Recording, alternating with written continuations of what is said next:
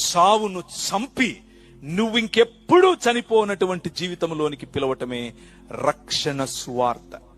నువ్వింకెప్పుడూ చనిపోకుండా ఉండేటటువంటి జీవితం నీకు ఇవ్వటం కోసం ప్రభు అయిన యేసుక్రీస్తు చావును ఆలింగనం చేసుకున్నాడు.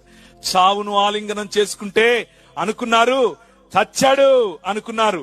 మతం అనుకుంది మేము చంపేశాం, మేము సక్సెస్ఫుల్ అని అనుకుంది. మతం వెళ్లి డబ్బులిచ్చి నిలబెట్టింది. చూడండి, వీడు మళ్ళా లేచాడని వీళ్ళు చెప్పే అవకాశం ఉంది కాబట్టి ఆయన సమాధికి బయట నిలబడండి అని కొందరికి డబ్బులిచ్చి మరీ నిలబెట్టారు. కానీ ఆయన చేసిన వాగ్దానం నిజమైనది. ఆయనను నేను మీకు పరిచయం చేస్తున్నాను. ఆ రాజు మరణాన్ని ఆలింగనం చేసుకున్నటువంటి ఆ రాజు అనిర్వచనీయుడు, అద్భుతకరుడు, ఆశ్చర్యకరుడు, శక్తిమంతుడు. ఆకాశాలు ఆయనను పూరించలేవు, మానవ భాష ఆయనను వివరించటానికి సరిపోదు, ఆయనను మన జ్ఞానం అధిగమించలేదు, ఆయన లేకుండా మనం ఉండలేం. పరిసయ్యులు ఆయనను నిర్వహించలేకపోయారు.